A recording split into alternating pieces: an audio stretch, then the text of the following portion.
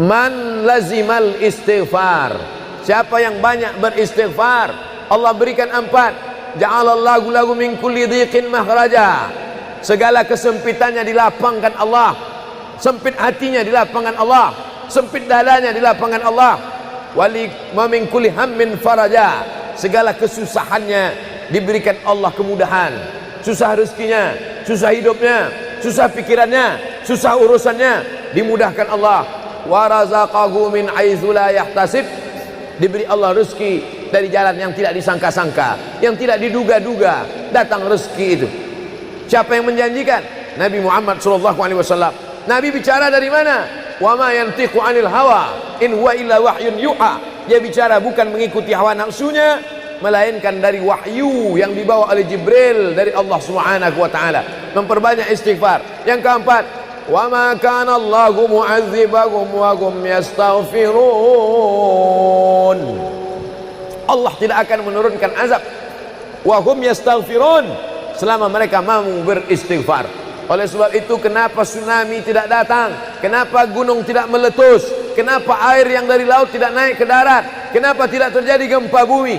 Masih ada di Sidrap yang beristighfar. Masih ada orang yang bangun malam, salat sunat taubat menjelang subuh. Wabil ashari hum yastaghfirun. Menjelang azan subuh, di waktu sahur dia memperbanyak istighfar. Sependek-pendeknya astaghfirullah, agak panjang astaghfirullahalazim, lebih panjang astaghfirullahalazim alladzi la ilaha illa huwal hayyul qayyum wa atubu ilaih. Yang lebih afdal sayyidul istighfar, Allahumma anta rabbi la ilaha illa anta khalaqtani wa ana 'abduka wa ana 'ala 'ahdika wa wa'dika mastata'tu a'udzu bika min syarri ma sana'tu abu'u laka bi ni'matika 'alayya wa abu'u bi dhanbi faghfirli fa innahu la yaghfiru dzunuba illa anta. Dibaca dia setelah subuh, dijaga Allah sampai zuhur. Dibaca setelah zuhur, dipelihara sampai asar. Dibaca selepas asar, dijaga sampai maghrib. Dibaca sehabis maghrib, dijaga sampai isya. Dibaca habis isya, dijaga sampai subuh. Allahumma anta rabbi la ilaha illa anta khalaqtani wa ana 'abduka, aku hambamu, wa ana 'ala ahdika, aku dalam perjanjian denganmu, wa wa'dika, aku dalam MOU denganmu, mastata'tu, sesuai kemampuanmu. Abu ulaka bi ni'matika alayya, aku datang menghadapmu dengan nikmatmu, nikmat mata, nikmat telinga, nikmat otak, nikmat hati, nikmat buah pinggang, nikmat kaki, nikmat tangan. Wa abu bi dzambi, tapi justru aku datang membawa dosa. Aku datang membawa nikmat, tapi justru aku datang membawa dosa. Dosa telinga, dosa mata, dosa lidah, dosa hati. Mestinya aku datang membawa nikmat, datang membawa pahala. Wa abu bi dzambi, tapi justru aku datang membawa dosa. Tapi aku yakin dan percaya, fa innahu la yaghfiru dzunuba illa anta, tak ada yang bisa mengampunkan segala dosa kecuali engkau. Di musim pandemi yang selama ini selesai sholat hanya 3 kali saja. Assalamualaikum warahmatullah, assalamualaikum warahmatullah, astaghfirullahaladzim, astaghfirullahaladzim, astaghfirullahaladzim. Diperbanyak istighfar. Wallahi, kata Nabi Muhammad SAW, Nabi bersumpah, wallahi demi Allah, inilah astaghfiru ila rabbi wa atubu ilaih. Aku beristighfar kepada Allah, aku bertaubat kepada Allah mi'ata marrah, 100 kali sehari semalam. Jadi kita pun bisa beristighfar 100 kali sehari semalam. Kalau kita hitung jari kita ini sendinya ada 20, 1, 2, 3, 4, 5, 6, 7, 8, 9, 10, 11, 12, 13, 14, 15, 16, 17, 18, 19, 20. 20 sendi. Habis sholat kita isi 20 istighfar. Habis subuh 20, habis zuhur 20, habis asar 20, habis maghrib 20, habis isya 20, ditambah doa 20, ditambah tahajud 20, ditambah witir 20, ditambah bangun tidur malam 20. Hanya sekali putaran tulang-tulang sendi. Kata Nabi, likulli sulama minkum sedekah, setiap tulang-tulang sendi ini mesti ada sedekahnya. Apa maksud sedekah tulang sendi? Sedekah orang kaya dengan uangnya, sedekah kita dengan sedekah tulang sendi. Astaghfirullahalazim, astaghfirullahalazim, astaghfirullahalazim, astaghfirullahalazim, astaghfirullahalazim. Allah menjanjikan balasan-balasan yang disampaikan oleh Nabi Muhammad sallallahu alaihi wasallam. Tapi di antara yang paling afdal di antara zikir ini semua adalah afdalu dzikri la ilaha illallah. Tidak ada zikir yang paling afdal daripada la ilaha illallah. Maka kita baca la ilaha illallah, la ilaha illallah, la ilaha illallah, ditutup dengan kalimat haqqin 'alaiha nahya, dengan itu kita hidup, wa 'alaiha namutu, dengan itu kita mati, wa bi'anu ba'su, dengan itu kita akan dibangkitkan di padang mahsyar. Hidupnya dengan la ilaha illallah, matinya dengan la ilaha illallah. Kenapa disebut hidupnya dengan la ilaha illallah? Karena waktu awal hidupnya ayahnya mengazankan ke telinganya, asyhadu an la ilaha illallah. Itulah makna alaiha nahya, dengan itu kita hidup. Kenapa disebut alaiha namutu, dengan itu kita mati? Karena matinya ditalqinkan ke telinga sebelah kanan, la ilaha illallah. Matinya pun dengan la ilaha illallah. Wa bi'anu ba'su, nanti dia dibangkitkan di padang mahsyar juga dengan kalimat la ilaha illallah. Tapi jangan lupa, orang yang hanya berkata la ilaha illallah tidak diakui Islamnya. Orang yang hanya berkata la ilaha illallah tidak diterima amalnya sebelum dia sepasang dengan Muhammadur Rasulullah. Oleh sebab itu maka solawat, apalagi hari ini hari Jumat, Sayyidul Ayyam, kata Nabi, perbanyaklah solawat pada hari Jumat. Allahumma salli ala Sayyidina Muhammad wa ala ali Sayyidina Muhammad. Allahumma salli ala Sayyidina Muhammad wa ala ali Sayyidina Muhammad. Allahumma salli ala Sayyidina Muhammad wa ala ali Sayyidina Muhammad. Khusus pada hari Jumat. Hari yang lain kita berselawat, tapi pada hari Jumat maka kita perbanyak solawat, solawat, solawat, solawat. Inna salatakum ma'rudatun alayya. Solawat kamu dari rumah kamu, dari tempat kamu bersolawat. Solawat orang sidrap dibawa ke Masjid Nabawi.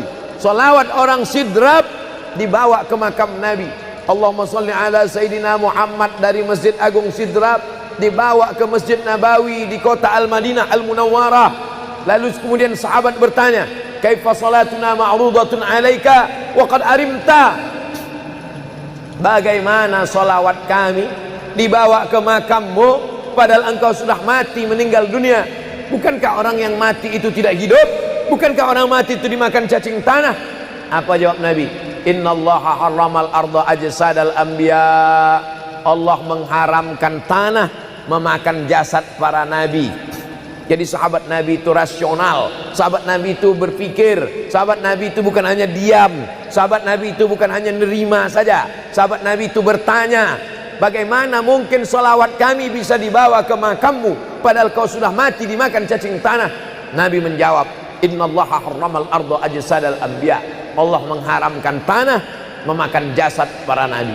Hari Jumat, pagi Jumat, petang Jumat, malam Jumat, memperbanyak salawat lebih daripada hari biasanya. Allahumma salli ala Sayyidina Muhammad wa ala ali Sayyidina Muhammad.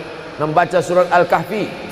Man qara'a surat Al-Kahfi yaumal jumu'ati. Siapa yang membaca surat Al-Kahfi hari Jumat, pagi Jumat, siang Jumat, sore Jumat, malam Jumat, adha'a lahu min nur. Allah berikan dia cahaya, pencerahan, terang pandangannya, terang matanya, terang pikirannya, terang hatinya.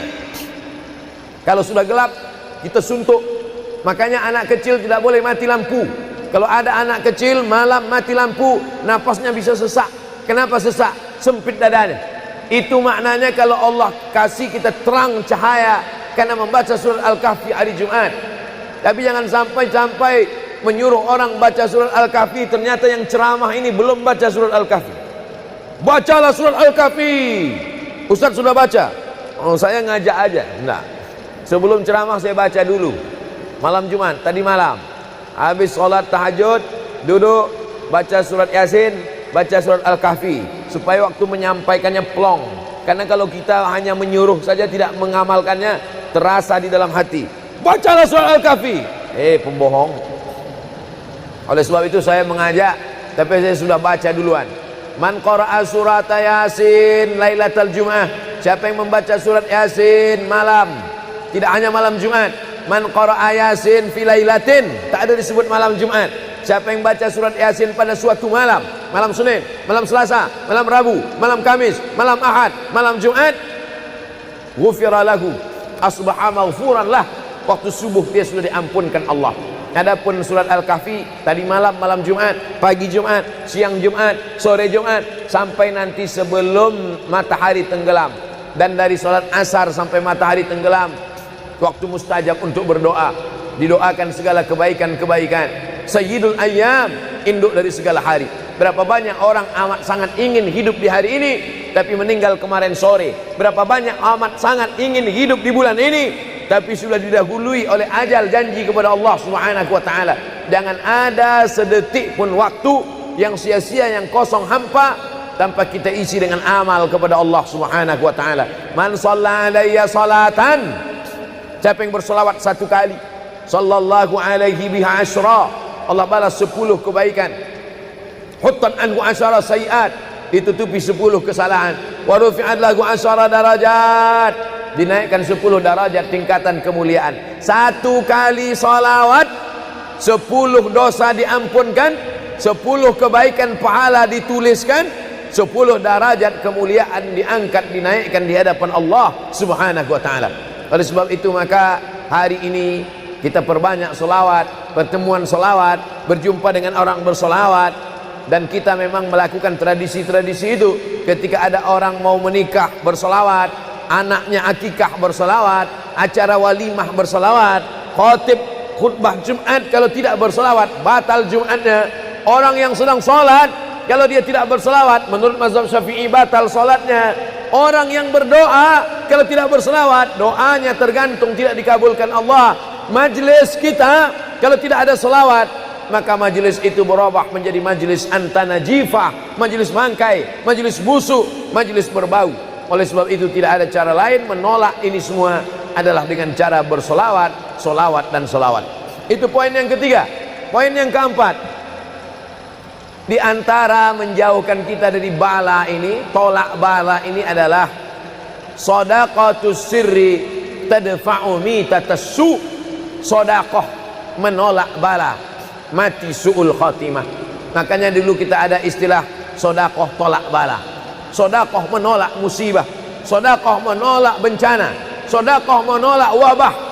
Oleh sebab itu maka yang selama ini biasa bersedekah kepada anak yatim, biasanya menyambut Ramadan, jangan lagi tunggu bulan Ramadan, datangi rumah anak yatim, makan mereka, sembako beras mereka, masukkan ke dalam karung 10 kilo, gula sekilo, minyak sekilo, susu saset, ikan sarden, masukkan, berikan.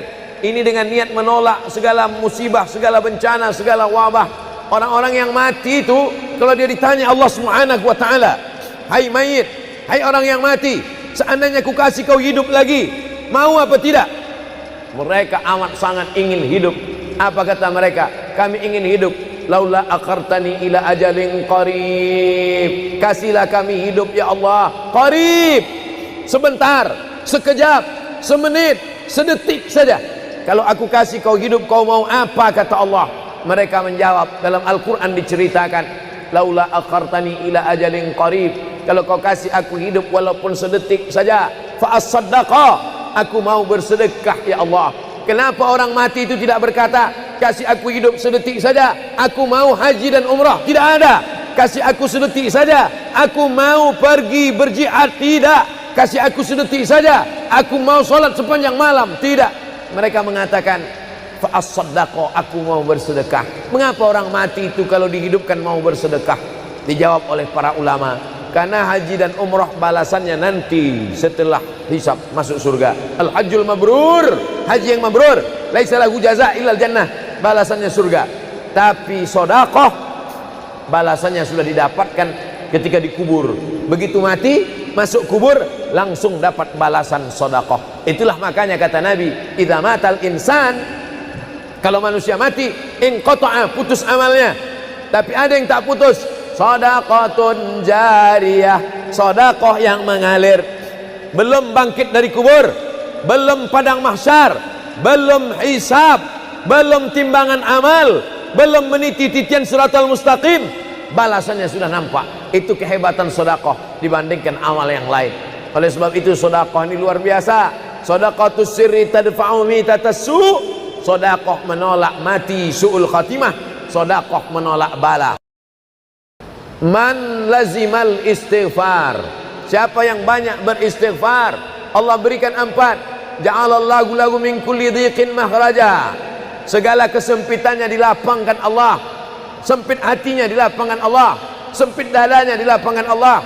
Wali wa min kulli hammin faraja, segala kesusahannya diberikan Allah kemudahan, susah rezekinya, susah hidupnya, susah pikirannya, susah urusannya dimudahkan Allah. Wa razaqahu min haitsu la yahtasib, diberi Allah rezeki dari jalan yang tidak disangka-sangka, yang tidak diduga-duga datang rezeki itu. Siapa yang menjanjikan? Nabi Muhammad SAW. Nabi bicara dari mana? Wa ma yantiqu 'anil hawa in huwa illa wahyun yuha. Dia bicara bukan mengikuti hawa nafsunya, melainkan dari wahyu yang dibawa oleh Jibril dari Allah Subhanahu wa taala. Memperbanyak istighfar. Yang keempat, wa ma kana Allahu mu'adzibahum wa hum yastaghfirun. Allah tidak akan menurunkan azab wa hum yastaghfirun selama mereka mau beristighfar. Oleh sebab itu, kenapa tsunami tidak datang? Kenapa gunung tidak meletus? Kenapa air yang dari laut tidak naik ke darat? Kenapa tidak terjadi gempa bumi? Masih ada di Sidrap yang beristighfar. Masih ada orang yang bangun malam, salat sunat taubat menjelang subuh. Wabil ashari yastaghfirun. Menjelang azan subuh, di waktu sahur dia memperbanyak istighfar.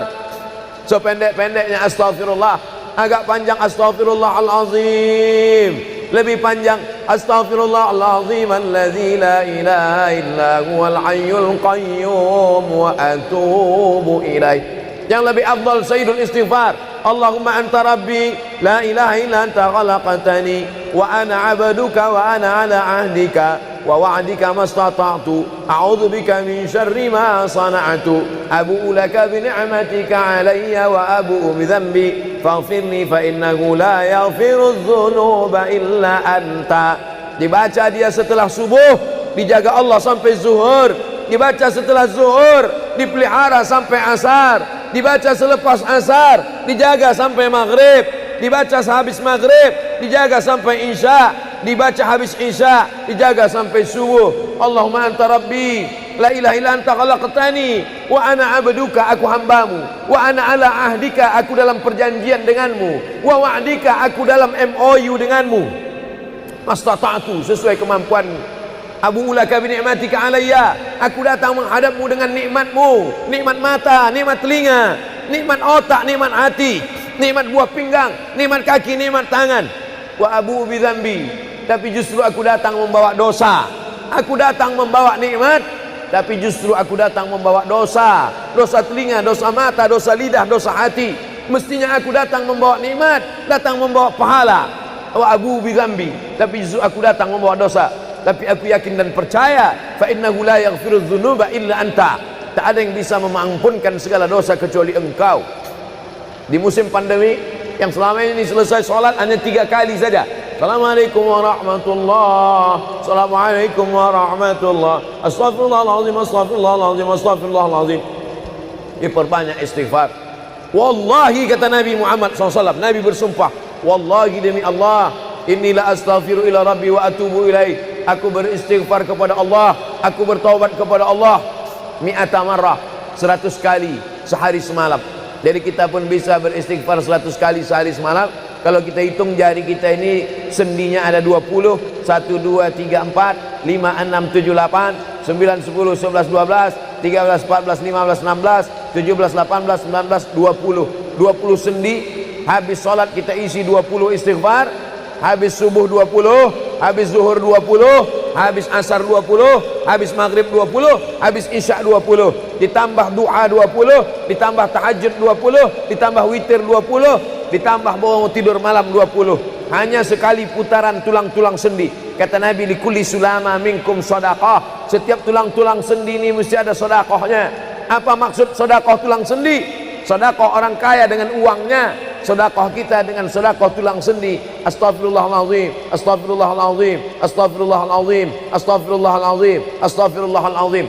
Allah menjanjikan balasan-balasan yang disampaikan oleh Nabi Muhammad sallallahu alaihi wasallam. Tapi di antara yang paling afdal di antara zikir ini semua adalah afdalu dzikri la ilaha illallah.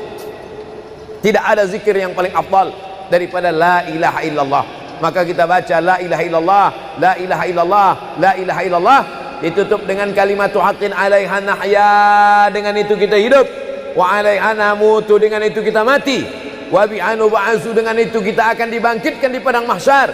Hidupnya dengan la ilaha illallah, matinya dengan la ilaha illallah. Kenapa disebut hidupnya dengan la ilaha illallah? Karena waktu awal hidupnya ayahnya mengazankan ke telinganya, asyhadu an la ilaha illallah. Itulah makna alaiha nahya, dengan itu kita hidup. Kenapa disebut alaiha namutu, dengan itu kita mati? Karena matinya ditalqinkan ke telinga sebelah kanan, la ilaha illallah. Matinya pun dengan la ilaha illallah. Wa bi'anu ba'su, nanti dia dibangkitkan di padang mahsyar juga dengan kalimat la ilaha illallah.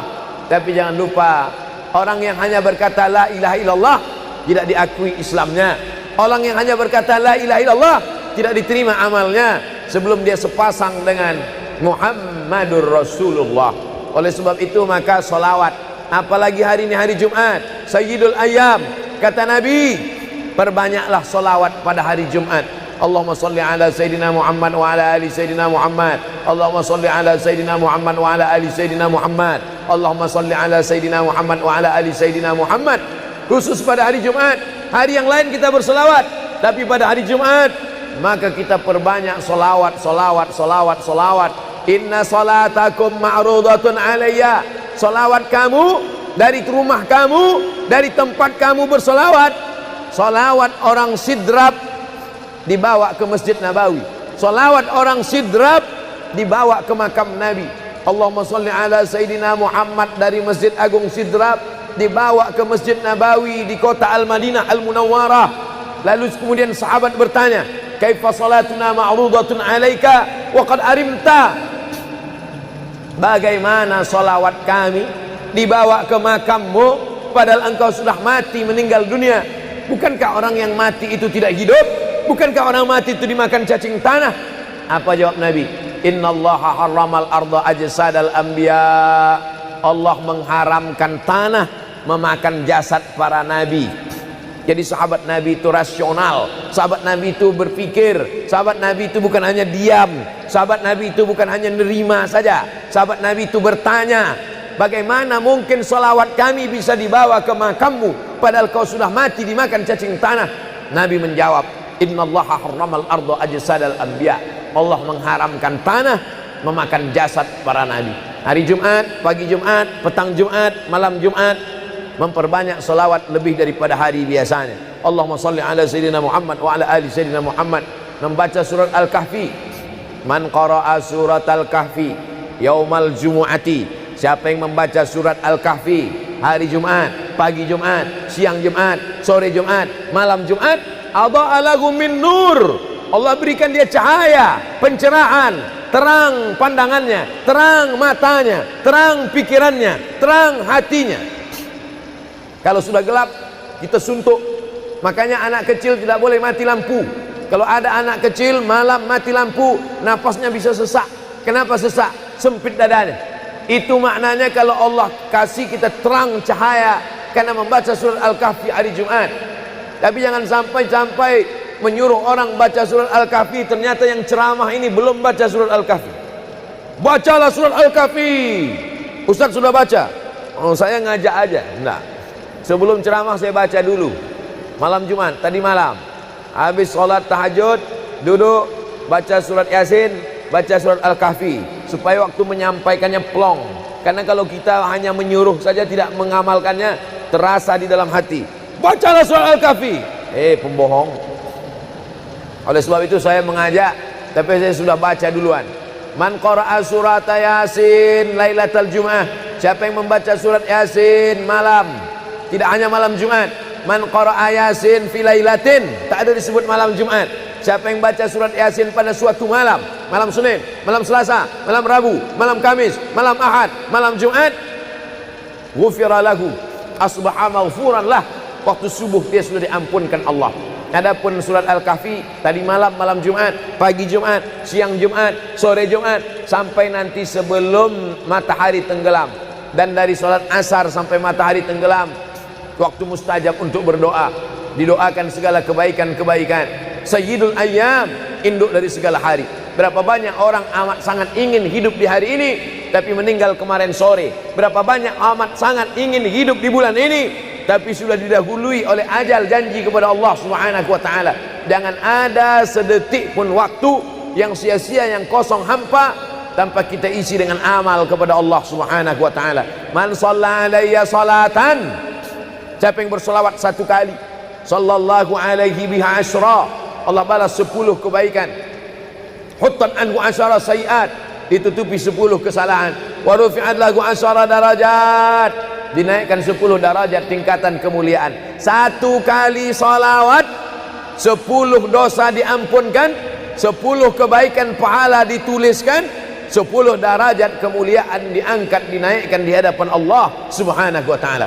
Oleh sebab itu maka hari ini kita perbanyak selawat, pertemuan selawat, berjumpa dengan orang berselawat. Dan kita memang melakukan tradisi-tradisi itu. Ketika ada orang mau menikah berselawat, anaknya akikah berselawat, acara walimah berselawat, khotib khutbah Jumat kalau tidak berselawat batal Jumatnya. Orang yang sedang sholat kalau dia tidak berselawat, menurut mazhab Syafi'i batal sholatnya. Orang yang berdoa kalau tidak berselawat, doanya tergantung tidak dikabulkan Allah.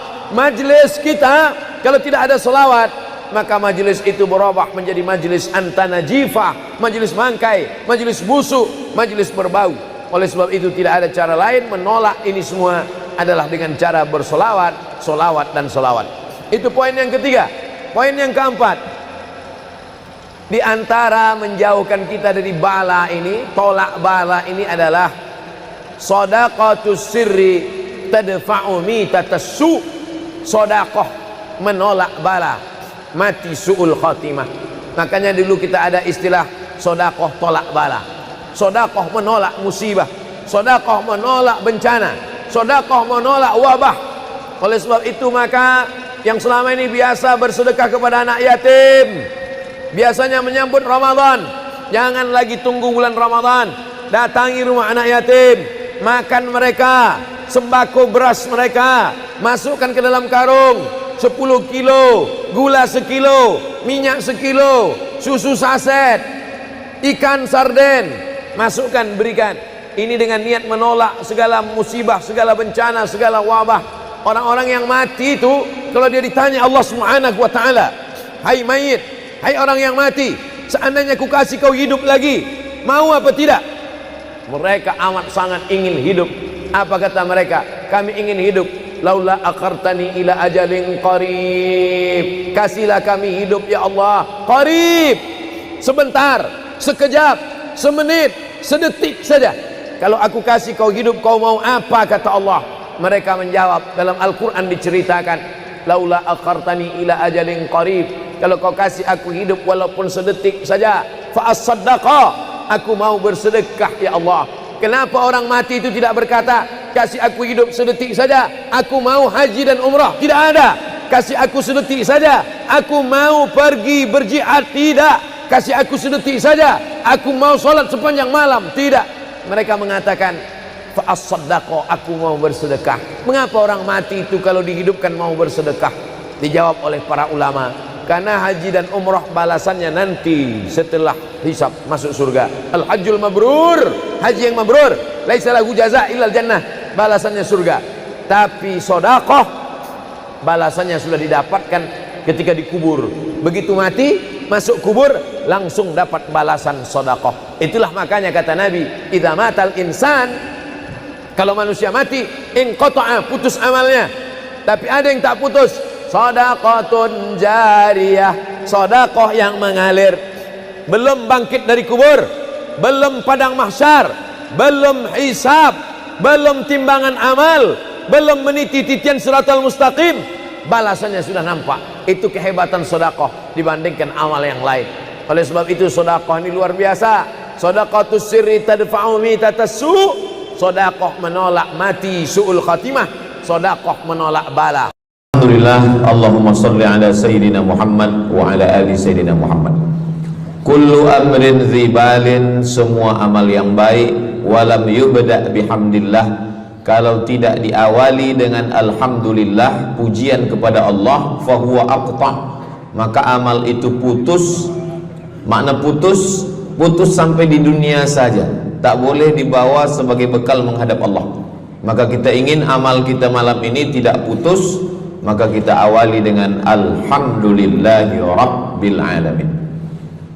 Setiap majlis kalau tidak disebut namanya, maka majlis itu antanajifah, majlis yang busuk, majlis bau, majlis bangkai, maka kita sebut namanya Allahumma salli ala Sayyidina Muhammad wa ala ali Sayyidina Muhammad.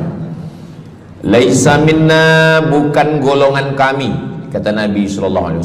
Man lam yarham saghirana, sesiapa yang tidak sayang kepada budak anak kecil, walam ya'rif syarafa kabirina, tidak hormat kepada orang tua, maka dia tidak diperakui sebagai umat Nabi Muhammad SAW.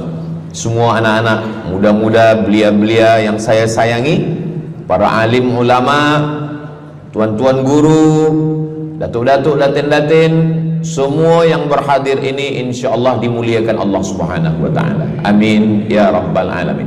Tajuk kita malam ini 8 keutamaan orang yang bersedekah menurut Al-Qur'an dan sunnah Nabi Muhammad sallallahu alaihi wasallam.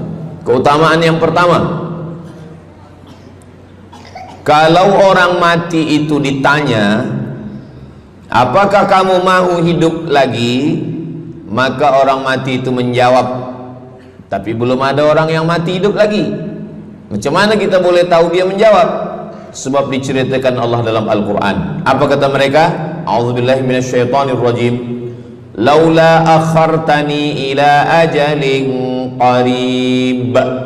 Kalaulah kami yang sudah mati ini diberi masa lagi, ajal, masa qarib, pendek, sikit, kejap. Kalaulah kami boleh dibagi masa hidup lagi walaupun sikit, walaupun kejap, apa yang ingin mereka lakukan? Fa as-saddaqa, kami ingin bersodaqah. Mereka tak ada kata kalaulah kami boleh hidup lagi kami ingin jihad, tak ada. Kalau boleh hidup lagi kami ingin pergi haji, tak ada. Mereka katakan fa as-saddaqa, kami ingin bersodaqah. Kenapa sedekah? Kenapa bukan perang? Maka ulama membagi jawaban. Karena kalau haji itu balasannya nanti di surga. Wal hajjul mabrur laisa lahu jazaa'un illal jannah. Haji mabrur balasannya surga nanti selepas hari kiamat. Tapi kalau sedekah balasan pahalanya diperolehi ketika di alam kubur.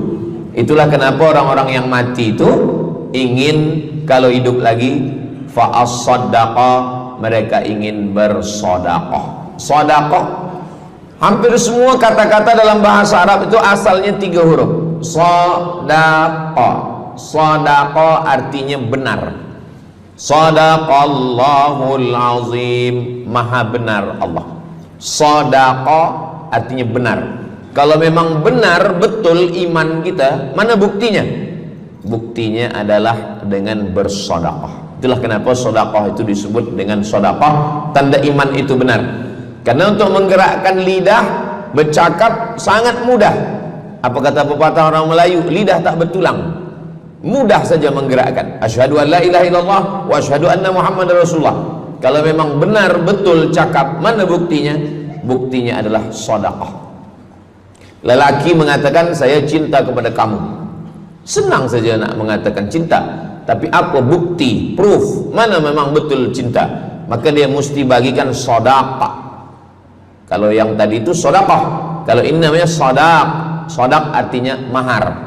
Mahar pernikahan lelaki dengan perempuan, aku nikahkan engkau dengan anak saya dengan memberikan cincin emas dan gelang rantai tunai.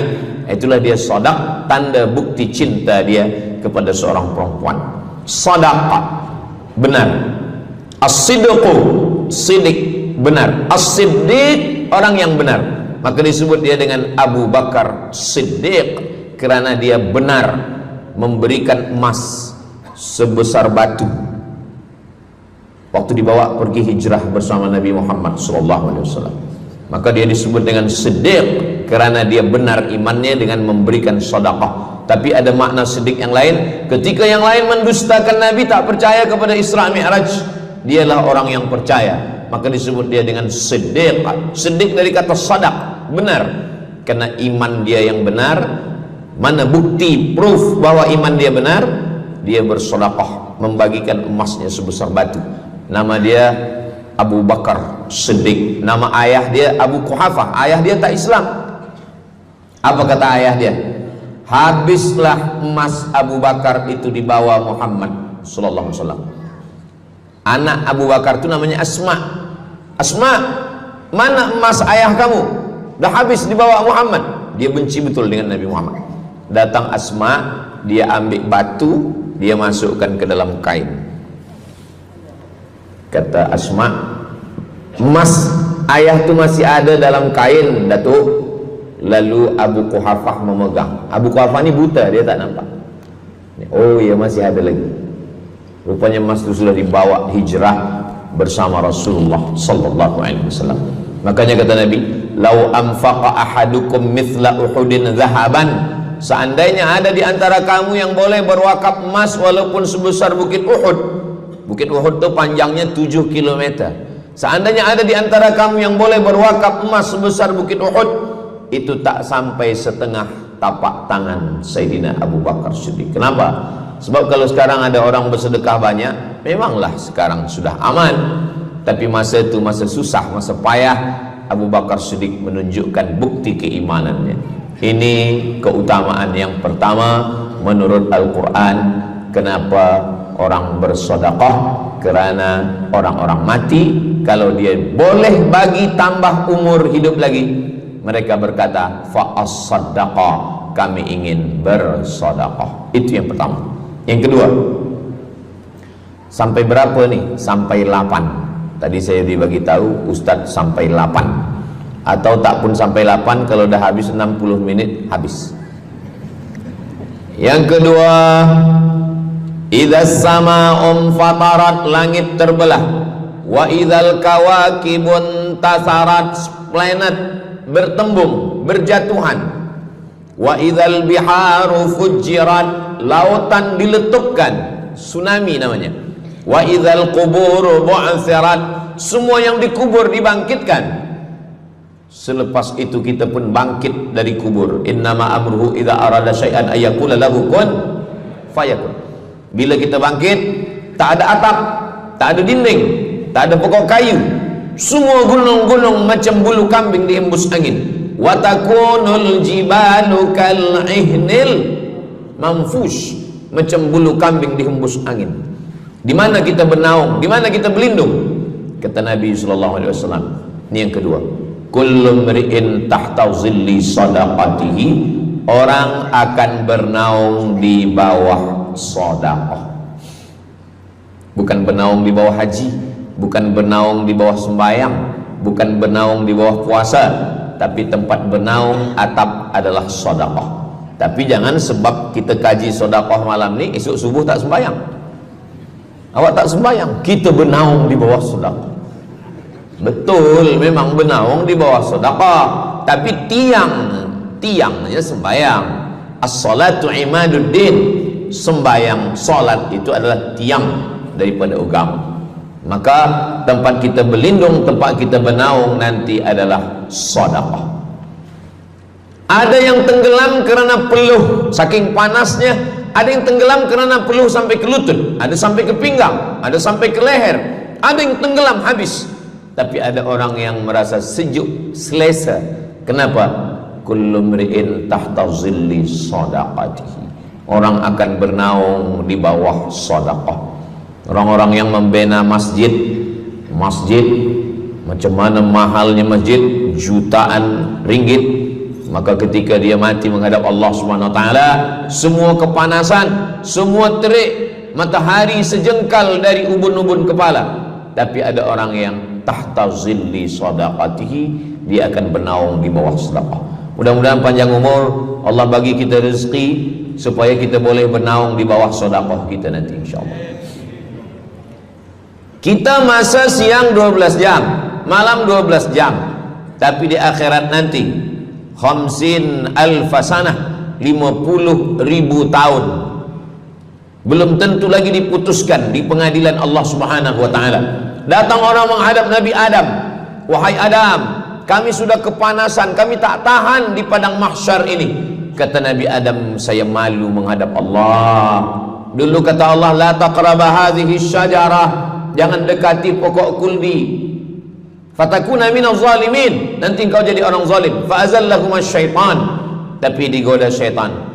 Lalu kemudian Nabi Adam bertaubat. Doa yang paling tua doa Nabi Adam, Rabbana zalamna anfusana wa illam taghfir lana wa tarhamna lanakunanna minal khasirin. Datang mereka menghadap kepada Nabi Nuh. Cepatlah Nabi Nuh menghadap kepada Allah supaya diputuskan mahkamah ini. Kata Nabi Nuh, saya malu menghadap Allah. Anak saya Kan'an, masa saya panggil, ya bunayya, wahai anak saya Kan'an, irkam ma'ana, ayo mari naik ke atas perahu sampan ayah.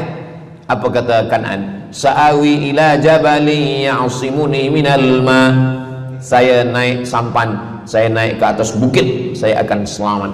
Rupa-rupanya hujan 40 hari 40 malam, tenggelam. Kita belum lagi 40 hari 40 malam, baru 2 hari buaya dah naik ke jalan. Macam mana 40 hari 40 malam? Maka saat itu, saat anaknya Kan'an akan tenggelam, apa kata Nabi Nuh? Ya Rabbi, ya Allah, inna bni min ahli, itu anakku ya Allah.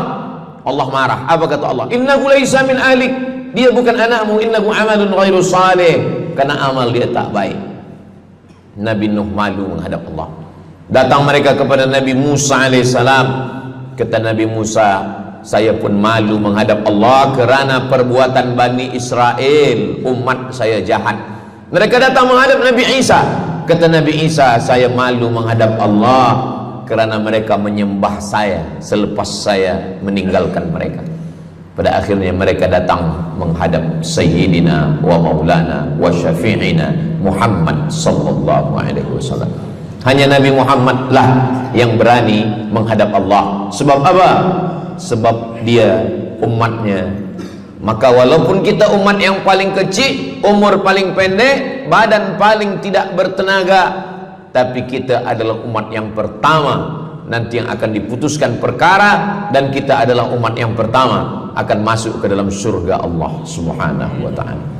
Maka banyak mereka yang ingin menjadi umat Nabi Muhammad. Bahkan Nabi Musa pun ingin menjadi umat Nabi Muhammad sallallahu alaihi wasallam. Masa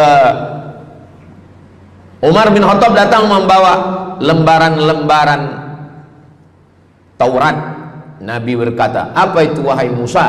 Taurat. Nabi Muhammad SAW memanggil, mari Taurat. Lalu Nabi Muhammad mengkoyak. Apa kata Nabi? Lau kana Musa hayyan ma wasa'ahu illa iyattabi'ani. Kalaulah Musa masih hidup, dia pasti akan ikut saya. Dan itu betul pada peristiwa Isra dan Mi'raj. Nabi jadi imam, Nabi Musa jadi makmum, Nabi Isa jadi makmum, Nabi Ibrahim jadi makmum, semua nabi-nabi jadi makmum. Imamnya adalah Sayyidina wa Maulana Muhammad sallallahu alaihi wasallam. Jadi keutamaan yang kedua, kita bernaung di bawah sedekah. Yang ketiga, sadaqatus sirri tutfi'u ghadabar rabbi kama yatfa'ul ma'an nar. Sedekah memadamkan api neraka seperti air yang memadamkan api.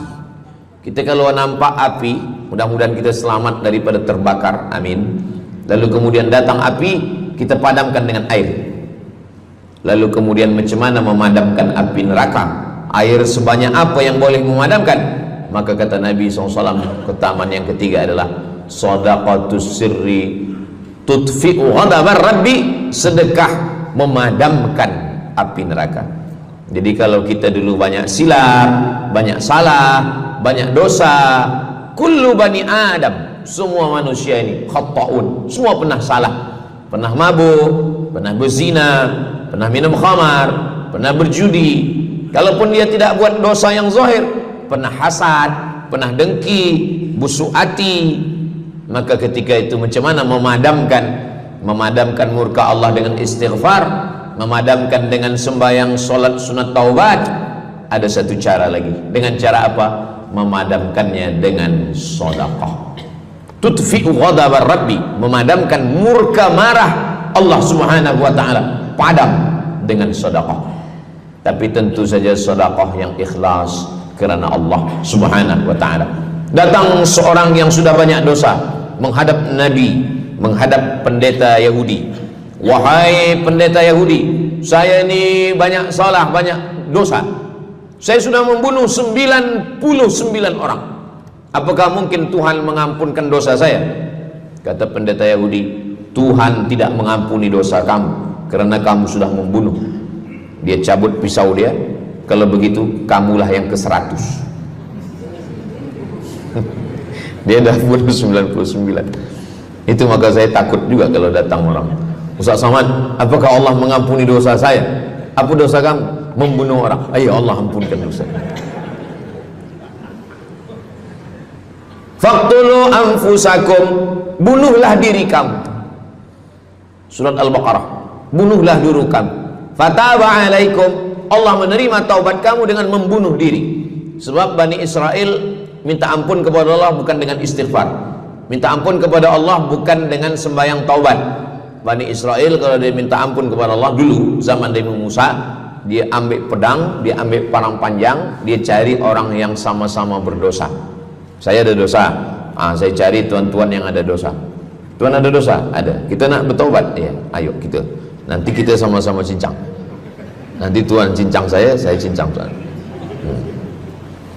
Kita sama-sama mati, baru Allah ampunkan dosa. Faqtulu anfusakum, bunuhlah diri kamu. Fataba alaikum, Allah menerima taubat kamu. Tapi syariat Nabi Muhammad sallallahu alaihi wasallam, ma min muslimin yuznibu dzamban, kalau ada yang silap khilaf salah, summa yatatahhar, mandi taubat. Apalagi kita di Bandar Seri Begawan, bila tadi pesawat terbang nak landing turun, nampak cantik laut keliling. Jadi siapa nak mandi taubat, pergi ke laut. Kalau sampai ke tengah laut, bukan cuma dosa hilang, orangnya hilang sekali. Aku mandi taubat, saya mandi taubat. Selepas mandi taubat, tak boleh mandi taubat, wudu. Tak boleh wudu, tayamum. Selepas itu sembahyang sunat taubat. Usolli sunnatat taubat raka'ataini lillahi ta'ala. Dosanya perlu sebut, jangan sebut. Ada seorang lelaki, maaf, nafsu dia tinggi. Lalu di jalan dia nampak perempuan. Selepas itu maaf, dia cium. Selepas itu dia datang ke Nabi, dia mengadu, ya Rasulullah, tadi saya melakukan begini-begini. Tegak Umar bin Khattab, Allah sudah tutupi, kenapa kamu bukakan di hadapan orang ramai? Allah mengampuni manusia kecuali al-mujahirun. Al-mujahirun menampakkan dosanya dan bangga dengan dosanya. Ini orang akhir zaman ni sekarang banyak mujahirun. Dia mabuk, dia live streaming. Hai guys, dah mabuk ke malam ni? Ini al-mujahirun. Maka ulil amri mesti ambil hukum. Tapi orang yang pernah berdosa, pernah silap, pernah salah, jangan cerita lagi, tutup. Suami-suami kalau bertobat kepada Allah, mengadu kepada Allah, cukup. Jangan cerita ke istri. Allah menerima, istri tak terima. Jadi taubat cukup kepada Allah Subhanahu wa taala, mengadu dah. Bangkit tahajud malam minta kepada Allah. Jangan suara kuat-kuat. Cukup. Sebab tidak semua kejujuran boleh diterima orang lain. Tak semua perempuan boleh menerima kejujuran. Sakit hati dia. Allah Subhanahu wa taala Maha Pengampun. Selepas itu kemudian wa asbi'is sayyi'atal hasanata, dosa-dosa silap khilaf masa lalu bagaimana menutupinya?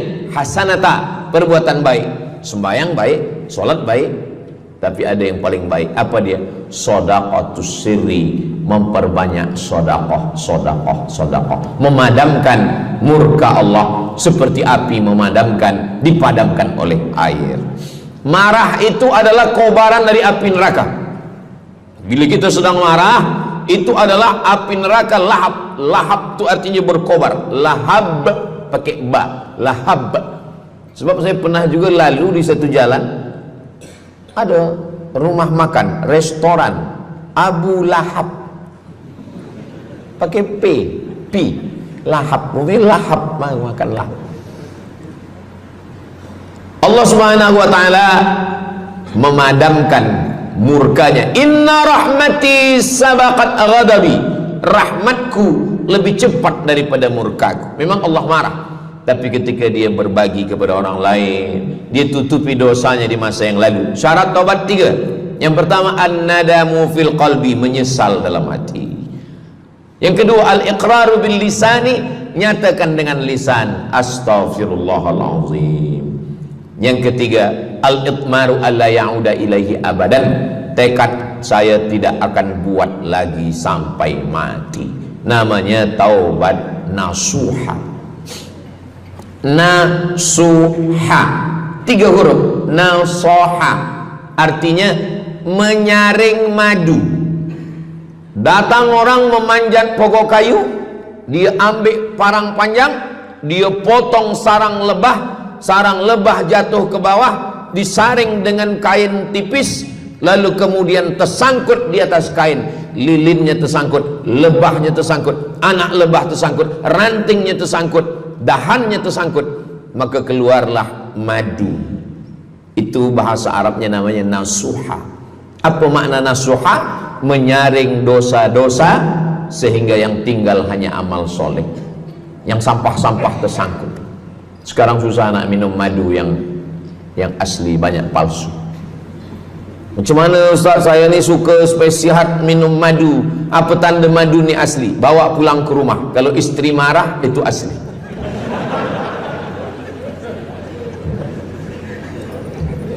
Yang keempat, ini jangan diingat, lupakan. Yang keempat, apa itu keutamaan sedekah?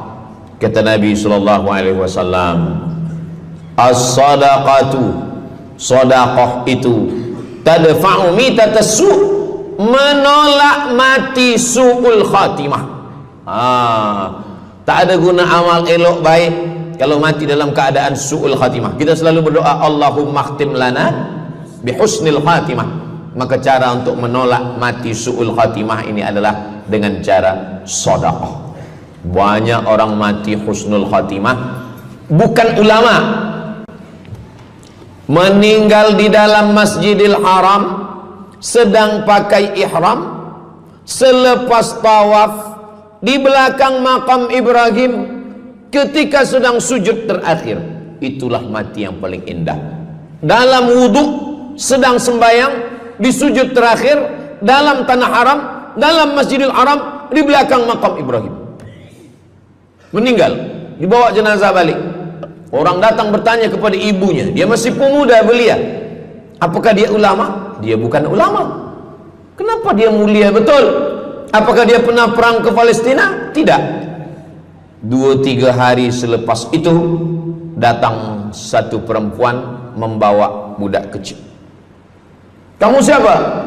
Kami adalah orang yang tiap bulan dapat kiriman beras, minyak dan makanan dari pemuda ini.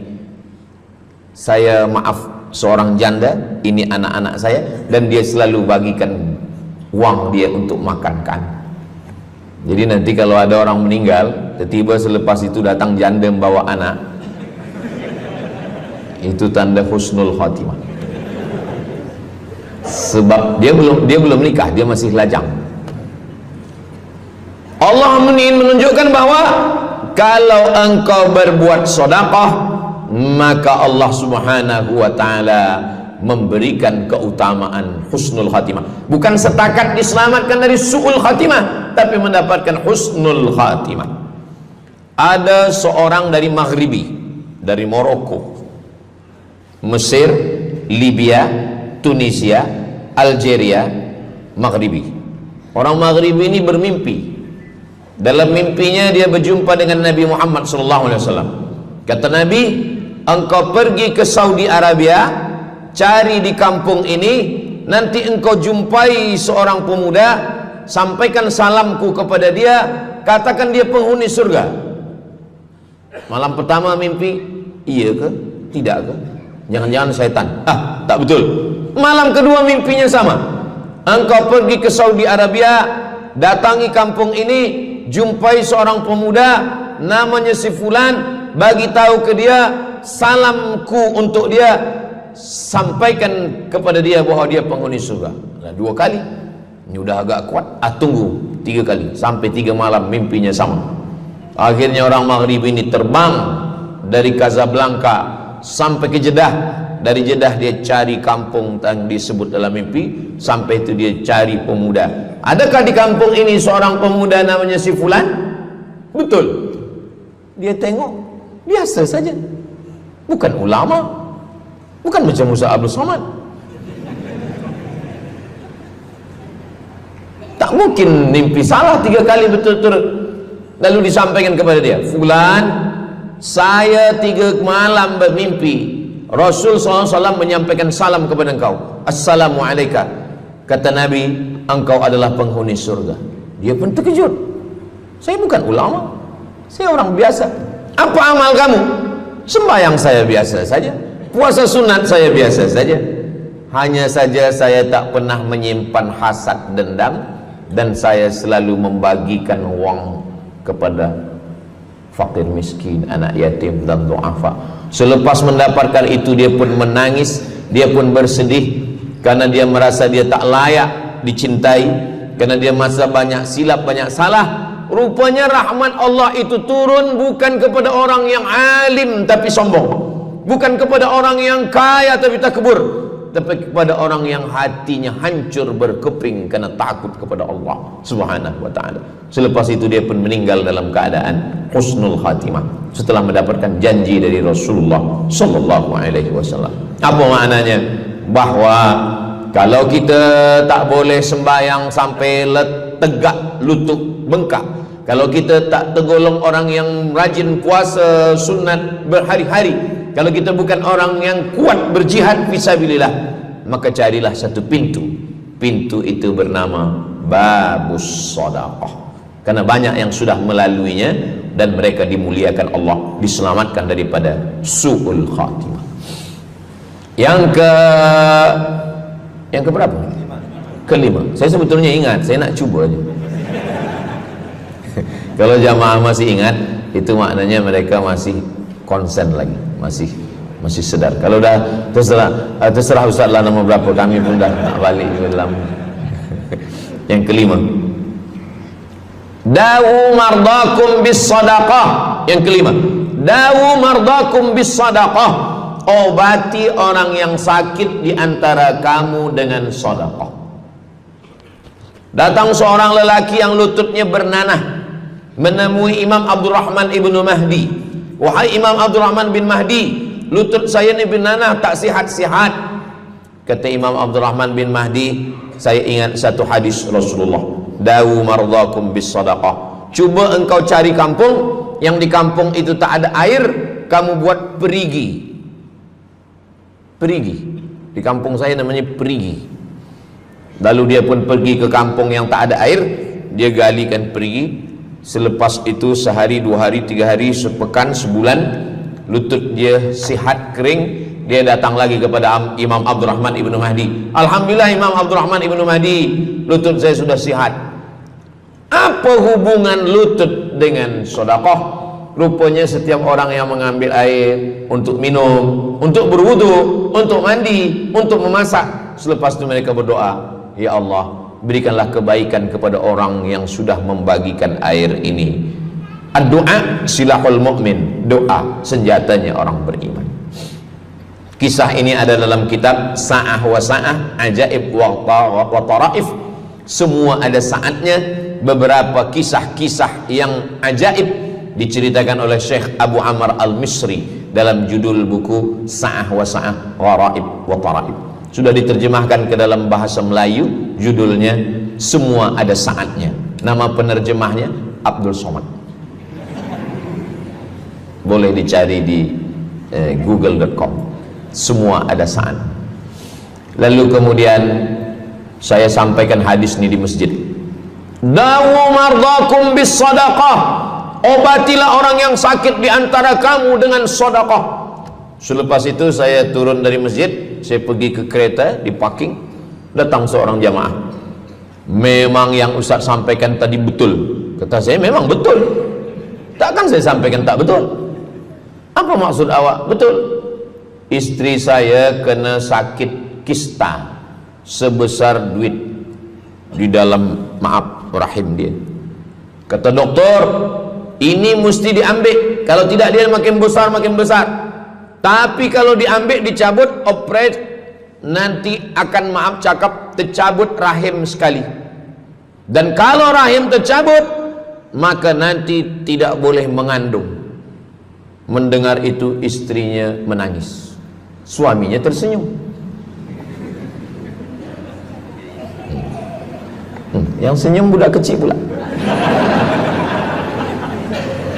Lalu kemudian rupanya istri dia tahu tentang hadis Nabi, dawu mardakum bis sadaqah, obatilah orang yang sakit dengan bersedekah. Maka dia pun bersedekah, bersedekah, bersedekah, bersedekah. Selepas itu mereka pergi lagi medical check up ke hospital. Sampai di hospital dicek USG, rupanya kista itu makin kecil, kecil, kecil, kecil dan hilang. Doktor tu pula bertanya balik, awak makan apa? Saya makan nasi, kata dia. Minum apa? Minum teh tarik. Saya amalkan hadis Nabi Muhammad SAW, dawu mardakum bis sadaqah. Kata doktor, awak tak perlu operate, dan ini tidak perlu dibelah, dan rahim awak masih boleh mengandung. Istrinya tersenyum, lakinya pula menangis. Begitulah Allah Subhanahu wa ta'ala. Syekh Abu Amr Al-Misri bercerita tentang seorang perempuan di Saudi Arabia. Dia pergi ke Amerika. Kata doktor di Amerika, kamu sudah balik ke rumah, makan kenyang, tidur lelap. Nanti kalau puan-tuan pergi hospital, lalu dokter bercakap, balik ke rumah, makan kenyang, tidur lelap. Itu maknanya malaikat maut dah dekat, tak ada obat. Maka dia pun balik ke Saudi Arabia. Dia ambil harta dia, dia sedekah, dia sedekah, dia sedekah, dia sisa, dia bagikan baki sikit untuk ahli waris. Selepas itu last kali dia pergi lagi ke Amerika, last medical check up. Apa kata doktor di Amerika? Kami sudah cek, kamu sihat wal afiat. Banyak sekali orang-orang yang diberikan Allah Subhanahu wa taala keutamaan dengan sedekah, mukjizat, bahwa Nabi SAW sudah meninggal dunia, tapi mukjizatnya masih ada sampai akhir zaman ini. Di antaranya adalah dawu mardakum bis sadaqah, obatilah orang yang sakit di antara kamu dengan bersedekah. Yang ketujuh, yatsba'ul mayyita salasun, yang mengiringi mayat orang mati ke liang lahat ada tiga. Yang pertama, mal. Bahasa Arabnya mal, orang kita menyebut mall, harta. Yang mengiringi manusia ke liang lahat, yang pertama maluhu, harta. Yang kedua ahluhu, istri, anak, menantu, kawan, jiran, sahabat. Yarji'usnani, yang dua ni balik ke rumah, anak balik, istri balik, kereta balik, semua balik. Wa yabqa wahidun, yang kekal hanya satu. Apa dia? Yang kekal hanya satu, itulah dia sedekatuhu. Sedekah lah yang kekal. Itulah kenapa orang-orang meninggal dunia. Kita di atas dunia ini, kata Nabi, baina sittin wa sab'in. Kita hidup di atas dunia ini antara sittin, 60, sab'in, 70. 60, 70, 60, 70. Kalau umur 30, ada berjumpa jamaah umur 30 yang dia soal, dah berbini ke? Bini belum. Oh. Awak dah menikah? Belum. Apa belum nikah lagi? Kejap lagi Ramadan. Takkan jaga subuh? Macam mana nak sembahyang? Macam mana nak sahur? 30. Bila 40, soalan sudah berubah. Saya ni diabetes, saya ni kolesterol, saya ni. Bila masuk 50, dah mula tanya, saya ni rabun, tak nampak lagi. Bini pun kadang tak nampak. Bini orang nampak. Bila 60, mendengar tazkirah Ustaz Somad, kunci satu, jangan tersinggung. Ada beberapa jamaah tersinggung, balik meninggal. Bukan kerana tersinggung, memang ajal dah sampai. Jadi Ustaz umur berapa? Saya lahir 18 hari bulan Mei 1977. Umur rasa 27. Umur ini bukan masalah angka, tapi masalah rasa. Semua yang hadir uban. Semua yang hadir banyak uban. Semua yang hadir malam ini muda. Mana muda lagi Ustaz? Kami dah tua. Ini bukan orang tua. Ini orang tua yang terjebak di tubuh pemuda. Ini semua pemuda-pemuda. Siapapun yang sembahyang ke masjid, siapapun yang berjamaah, maka dia muda. Siapapun yang tidur di rumah tak sembahyang, dia sudah tua. Lautan kan kuseberangi, gunung kan kudaki, masjid kulalui. Ini orang tua semua. Jadi tua dan muda itu bukan masalah usia, bukan masalah umur, tapi masalah perasaan kita. Saya kalau ditanya orang, umur Ustaz berapa? Qamariyah apa Syamsiah? Muharram Safar apa Januari Februari? Jadi masalah umur ini insyaallah kita semua dibagi Allah kesihatan. Amin ya rabbal alamin. Yang sakit-sakit diangkat Allah penyakitnya. Amin. Jadi kata Nabi SAW, semuanya tinggal, wa yabqa wahidun, yang tinggal hanya satu, wa amaluhu, di antara amal adalah sedekah. Itu yang ketujuh. Nabi meninggal umur 63 tahun. Abu Bakar Siddiq 63 tahun. Imam Syafi'i lahir 150, meninggal 204. Imam Syafi'i lahir di Gaza, Palestina. Semoga Allah menolong saudara kita di Palestina. Imam Syafi'i lahir di Palestina, di Gaza 150 Hijrah. Meninggal di Fustat, Kahirah, Mesir 204. Imam Syafi'i umurnya hanya 54 tahun. 50 muda. Tapi Imam Syafi'i berada di alam barzah 204, sekarang sudah 1447, 1447 tahun. Apa maknanya? Berarti Imam Syafi'i di alam kubur sudah 1200 tahun. Soalan, lebih lama di atas tanah atau di dalam tanah? Lebih lama di alam barzah. Di alam rahim 9 bulan 10 hari. Di alam dunia 63 tahun. Kalau sampai di alam kubur menunggu hari kiamat.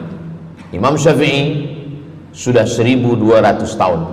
Tapi setiap detik, setiap menit, setiap jam, dari maghribi sampai ke Nusantara, semua orang menyebut nama Syafi'i, Syafi'i, Syafi'i, Syafi'i. Setiap kampung ada nama orang Syafi'i. Setiap kawasan ada nama orang Syafi'i. Begitulah mulianya Imam Syafi'i. Kita, seandainya kita mati, berapa lama lagi kita di alam barzakh? Dulu ada yang mengatakan kiamat 2012, rupanya tak jadi. Kan ada filmnya, kiamat 2012, Steven Spielberg. Tak jadi.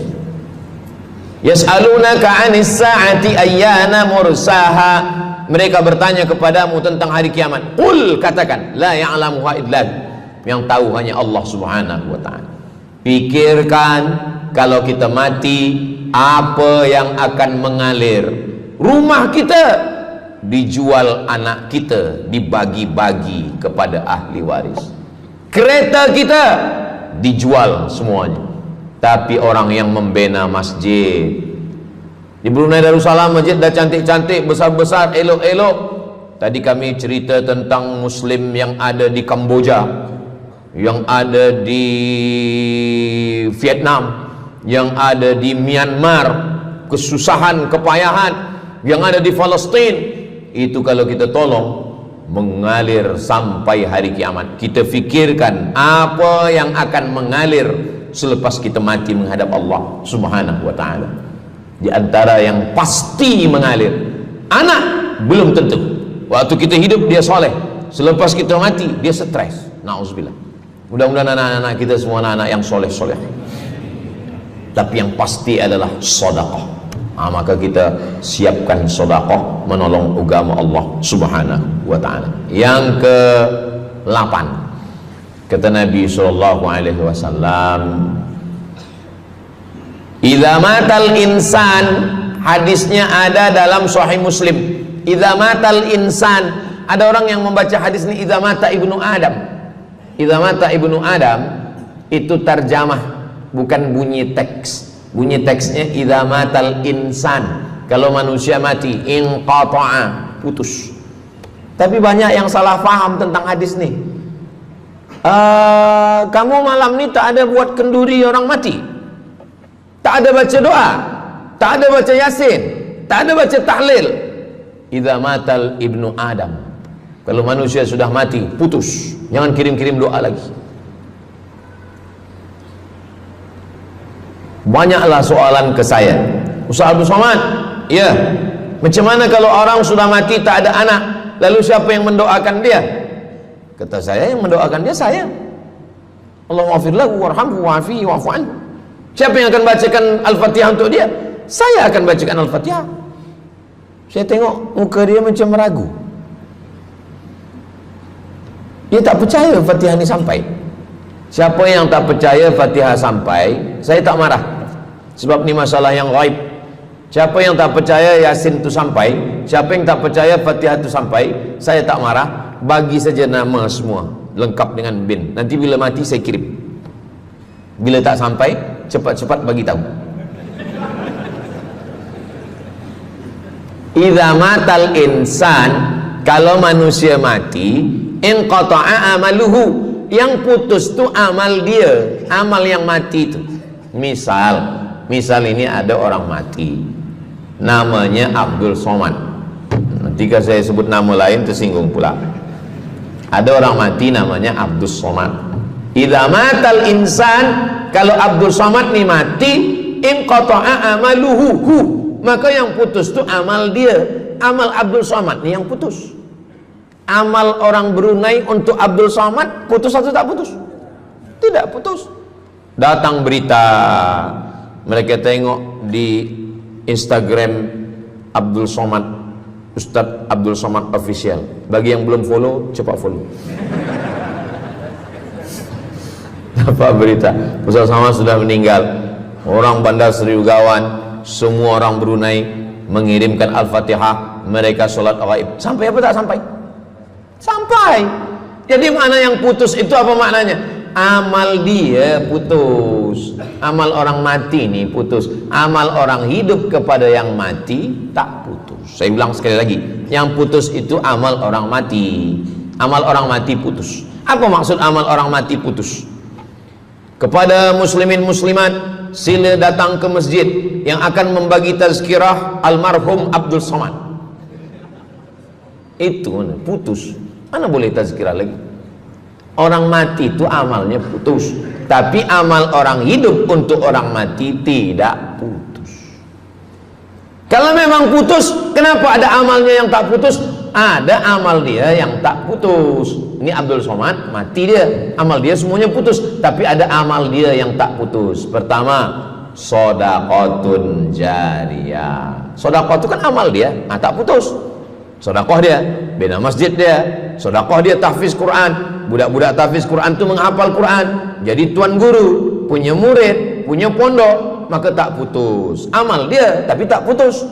Yang kedua, ilmun yuntafa'u bih, mengajar dia, diamalkan orang, tak putus. Waladun solihun, anak soleh. Anak soleh itu maksudnya, anak soleh itu kan amal dia. Itu yang banyak orang yang tak paham. Macam mana amal soleh, macam mana amal soleh itu amal kita? Macam mana anak soleh itu amal kita? Kalau istri, mohon maaf, kalau istri awak cuma awak tengok saja, apakah mungkin dia hamil? Itu dah payah betul dah menjelaskan. Maknanya anak kita itu amal kita. Maka kalau kita mati, dia tetap mengalir. Bukan berarti doa orang lain tak sampai. Ini banyak orang salah faham. Selepas orang meninggal, tak usah baca doa lagi, tak usah Allah maafir lahu lagi, tak usah baca Yasin lagi, tak sampai. Maksud putus itu amal orang mati itu putus. Kalaulah putus amal orang hidup kepada orang mati, tak ada salat jenazah. Nanti kalau ada orang mengatakan tak usah baca doa, kita udah putus semua, nanti bila dia mati jangan sembahyangkan. Sebab sembahyang jenazah itu kan amal orang hidup untuk orang mati. Allahu Akbar, Allahu Akbar, Al-Fatihah, Allahu Akbar, salawat, Allahu Akbar, Allahumma fir lahu warhamhu wa'afihi wa'fu anhu, Allahu Akbar, Allahumma la tahrimna ajrahu wa la taftina ba'dahu wa waghfir lana wa lahu wa li ikhwanina alladhina sabaquna bil iman wa la taj'al fi qulubina ghillan lil ladzina amanu rabbana innaka ra'ufur rahim. Empat itu sampai, Al-Fatihah sampai, doa sampai, Al-Fatihah sampai, solawat sampai, doa takbir 3 sampai, doa takbir 4 pun sampai. Itu maknanya amal orang hidup sampai, tapi amal orang mati putus. Apakah orang mati itu tetap beramal? Orang mati tetap beramal, tapi katanya putus. Yang putus itu amal wajib. Sholat wajib, tak wajib lagi. Puasa wajib, tak wajib lagi. Adapun amal yang tak wajib, makanya kalau ada suami yang tak mau amal wajib, suruhlah dia mati. Mana dalil ustadz bahwa orang mati tetap beramal? Waktu Nabi Muhammad SAW Isra Mi'raj, Nabi Isra Mi'raj, Nabi tengok Nabi Musa sholat di dalam kuburnya. Padahal Nabi Musa sudah meninggal. Itu menunjukkan orang meninggal pun beribadah, tapi ibadah dia tidak wajib lagi. Waktu sampai di Masjidil Aqsa, Nabi Ibrahim sholat, Nabi Musa sholat, Nabi-Nabi sholat, padahal mereka sudah meninggal dunia. Itu menunjukkan bahwa orang mati beribadah, tapi ibadahnya tidak wajib. Yang kita wajib ini hanya dari akil baligh sampai kita mati. Siapa yang wajib sembahyang? Akil baligh. Siapa yang wajib puasa? Akil baligh. Siapa yang wajib haji? Akil baligh mampu. Ada orang akil, ada orang baligh tapi tak akil. Umur 15 tahun, 20 tahun, 30 tahun, baligh umurnya sampai tapi tak akil, tak ada akal. Rufi'al qalam, kertas, pena dia terangkat, tak mencatat. Ada 3 orang yang penanya tak mencatat. Yang pertama, anis sobi hatta yahtalim, budak kecil sampai dia mimpi akil balik. Yang kedua, anin naim hatta yastayqiz, orang tidur sampai dia terjaga. Yang pertama, budak kecil sampai akil balik. Maka kalau nak nakal waktu kecil itulah. Menyesal saya Ustaz, waktu kecil dulu baik-baik. Yang kedua, anin naim hatta yastayqiz, orang tidur sampai dia jaga tidur. Makanya kalau nak buat dosa waktu tidurlah. Ada seorang suami tidur, selepas itu dia terjaga, dia katakan ke istri dia, Adinda, buah hati belayan jiwa, siang dan malam terbayang-bayang, makan tak kenyang, tidur tak lelap. Abang bermimpi malam tadi. Mimpi apa? Mimpi berbini lagi. Kata istri dia, engkau tidur lagi, mimpi lagi, ceraikan dia. Macam mana nak tidur lagi? Begitulah. Tapi perempuan ini tak ada di Brunei, di kampung saya. Sini baik-baik. Orang tidur dia tidak boleh dihukum, sebab mimpi kita tak boleh buat-buat. Anil naim hatta yastayqis, orang tidur sampai dia jaga tidur. Anil majnun hatta yafiq, orang gila sampai sehat. Orang gila tak diambil hukum, tak wajib sembahyang, tak wajib puasa. Itu maka kadang isteri kalau ada lelaki tak sembahyang, abang ni gila ke? Kata, aku tergila-gila dengan kamu sayang. Jadi siapa yang wajib? Macam mana dengan orang yang pikun, hilang ingatan? Hilang ingatan bila dari mula zuhur azan sampai waktu asar habis, ingatan dia hilang, maka dia tak wajib sembahyang. Tapi bila dia ingat sekejap, dia wajib lagi. Itu pula masalahnya Ustaz. Laki saya ni hilang ingatan waktu sembahyang saja. Lepas tu ingat balik berakal. Kata orang kalau sudah tua kita mengalami namanya demensia. Manusia demensia, amnesia. Amnesia tak ingat apa-apa, semua lupa. Itu maka kita bila nak pergi kemana-mana guna helmet, sebab bila kepala ni terantuk lupa. Ada kawan saya, dia hafaz Quran 30 juzuk, ceramah tazkirah kemana-mana, bawa kereta jatuh. Kata dia banyak ayat-ayat yang hilang, maka aku kalau sembahyang ayat pendek-pendek. Kata saya, bang, di kampung saya dulu kalau ada radio yang dah tua yang rosak, itu biasa kita pukul mau elok balik. Cuba antukkan sekali lagi, kata saya. Kata dia, aku takut kalau aku antukkan Fatihah ni pula hilang. Maka Islam ini datang menjaga 5. Pertama, menjaga akal. Tak boleh minum khamar, tak boleh guna khamar, narkotik. Menjaga diri, tak boleh bunuh diri. Menjaga kehormatan, tak boleh menghina orang. Menjaga agama, tak boleh membawa aliran sesat, ateis, tak percaya, kekafiran. Menjaga harta, tak boleh ada mencuri, tak boleh ada dusta, tak boleh ada akad bohong, tak boleh ada tipu, tak boleh ada gharar, tak boleh ada zulm, tak boleh ada ghish. Man ghasyana falaysa minna, siapa yang menipu kami maka dia bukan golongan kami. Jadi berdasarkan 8 keutamaan ini, kalau ingat 8-8-nya alhamdulillah. Tak ingat 8, ingat 7, ingat 6, ingat 5, ingat 4, ingat 3, ingat 2, ingat 1. Satu pun tak ingat, innalillah. Tapi insyaAllah kita boleh ingat semua. Sebab apa? Sebab tazkirah malam ini direkodkan, nanti boleh ditonton ulang di channel Ustaz Abdul Somad Official. Jangan lupa subscribe, like, share, and comment. Jamaah yang dimuliakan Allah Subhanahu Wa Taala, tadi saya mula pukul 8.15, sekarang sudah pukul 8.10. Jadi saya di mana-mana tazkirah memanglah 60 menit.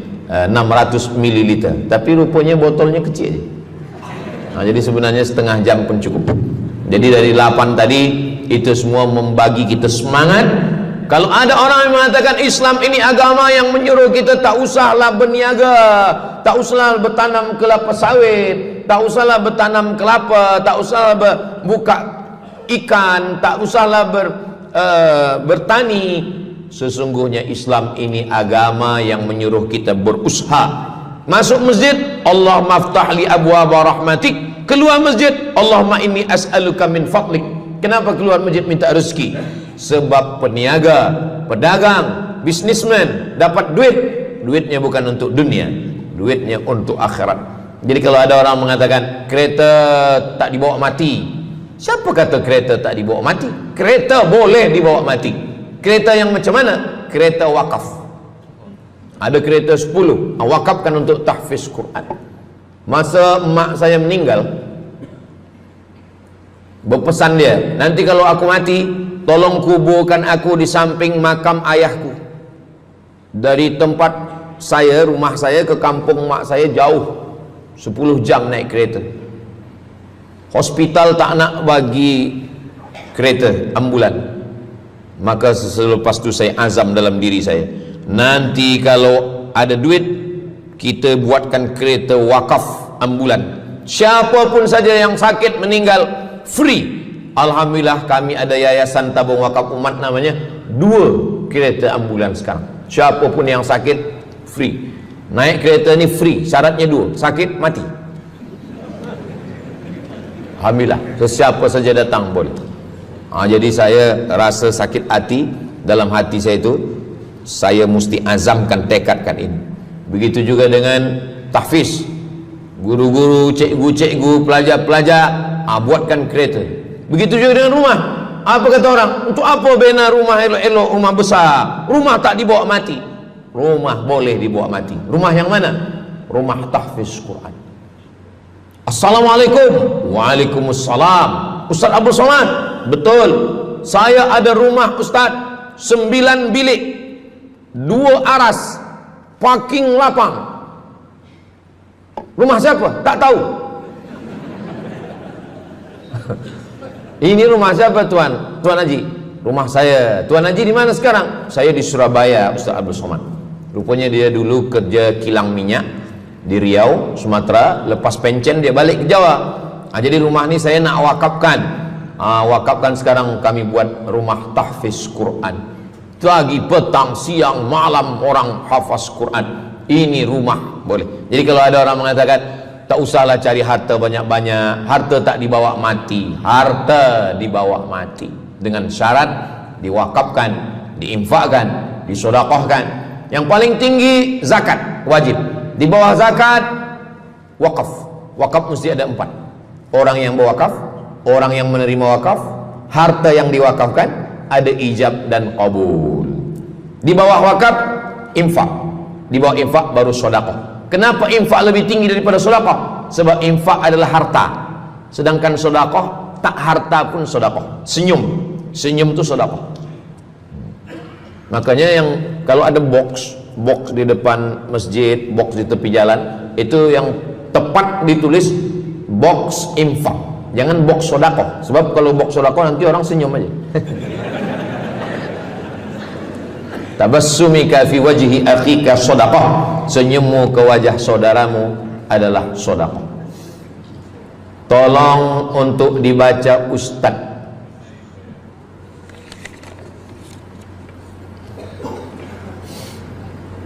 Seorang hamba yang ketika jahiliyah pernah mengambil hak orang dengan mengambil persen daripada uang infak. Setelah dia menyadari akan salahnya, dia bertaubat dan ingin mengembalikan hak tersebut. Masalahnya dia tidak mengetahui berapa dan ke siapa dibalikkan. Kalau kita termakan terpakai duit yang kita tak tahu entah punya siapa, cuba ingat-ingat. Memang kalau masalah ini kadang kita lupa memang. Coba ingat tahun berapa. Sebab duit RM1 tahun 80 dengan 2025 tak sama nilainya, sebab ada inflasi ekonomi. Jadi coba ingat, tengok dengan harga emas. Tahun 80 berapa 1 gram emas? Tahun 2025 berapa? Maka dihitungnya ke emas, bukan ke dolar, tapi kepada emas. Nah, selepas kita dapat harga emas, lalu kita balikkan. Misalkan tahun 80 100 ringgit itu 1, 2, 3 gram. Maka yang sekarang kita tidak balikkan 100 ringgit, tapi kita balikkan sekarang 2025 dengan 3 gram emas. Berapa harga 3 gram emas? Lepas itu kita balikkan. Kalau kita tak tahu orangnya di mana, anak cucunya, ahli warisnya tak tahu, maka kita serahkan kepada masalih ammah. Masalih ammah artinya kepentingan umum. Pendidikan tahfiz Quran, sekolah, tempat anak yatim, tempat duafa fakir miskin, ke masjid, boleh. Tapi kalau kita bawa duit haram, duit tak jelas, kita serahkan saja. Datang, tuan guru bagi dah. Jangan sebut pula, tuan guru ni ada beberapa duit haram saya nak bagi ni. Serahkan saja. Begitu juga dengan orang yang menyimpan uang di bank yang bukan Islamic bank. Syukran, jazakumullah khair. Lalu kemudian dia duduk di negeri yang tak Islam, lalu kemudian dia letakkan di bank yang tak Islamik. Maka duit ini ada ada fawaid, ada bunganya. Riba haram. Kalau dia simpan di rumah dia takut hilang. Duit ini tak boleh dia makan, tak boleh dia belikan ke pakaian, tak boleh dia bagikan ke orang lain, maka dia serahkan kepada masalih ammah. Begitu kata Syekh Yusuf Al-Qardawi dalam kitab judulnya Fatawa Mu'asirah, fatwa-fatwa kontemporer, fatwa modern. Jadi masalih ammah, kepentingan umum, bukan untuk diri sendiri. Orang terhalang doanya sebab 3. Mat'amuhu haram, makanannya haram. Masyrabuhu haram, minumannya haram. Malbasuhu haram, pakaiannya haram. Wadhiya bil haram, dibagi makan haram. Jadi kalau kita selamatkan, insyaallah Allah pun menyelamatkan kita semua. Mudah-mudahan Allah bagi kita, anak cucu kita rezeki supaya kita boleh mengamalkan pintu sedekah ini. Salah satu pintu surga ada namanya babus sedekah. Orang yang masuk surga melalui pintu karena banyak bersedekah. Apakah orang mati itu tetap beramal? Orang mati tetap beramal, tapi katanya putus.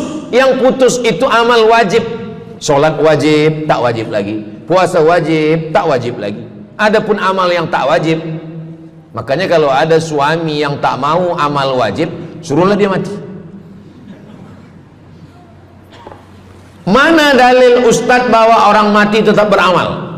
Waktu Nabi Muhammad SAW Isra Mi'raj, Nabi Isra Mi'raj, Nabi tengok Nabi Musa sholat di dalam kuburnya, padahal Nabi Musa sudah meninggal. Itu menunjukkan orang meninggal pun beribadah, tapi ibadah dia tidak wajib lagi. Waktu sampai di Masjidil Aqsa, Nabi Ibrahim sholat, Nabi Musa sholat, Nabi-Nabi sholat, padahal mereka sudah meninggal dunia. Itu menunjukkan bahwa orang mati beribadah, tapi ibadahnya tidak wajib. Yang kita wajib ini hanya dari akil baligh sampai kita mati. Siapa yang wajib sembahyang? Akil baligh. Siapa yang wajib puasa? Akil baligh. Siapa yang wajib haji? Akil baligh mampu. Ada orang akil, ada orang baligh tapi tak akil. Umur 15 tahun, 20 tahun, 30 tahun, baligh, umurnya sampai, tapi tak akil, tak ada akal. Rufi'al qalam, kertas, pena dia terangkat, tak mencatat. Ada 3 orang yang penanya tak mencatat. Yang pertama, anis sobi hatta yahtalim, budak kecil sampai dia mimpi akil balik. Yang kedua, anin naim hatta yastayqiz, orang tidur sampai dia terjaga. Yang pertama, budak kecil sampai akil balik. Maka kalau nak nakal waktu kecil itulah. Menyesal saya Ustaz, waktu kecil dulu baik-baik. Yang kedua, anin naim hatta yastayqiz, orang tidur sampai dia jaga tidur. Makanya kalau nak buat dosa waktu tidurlah.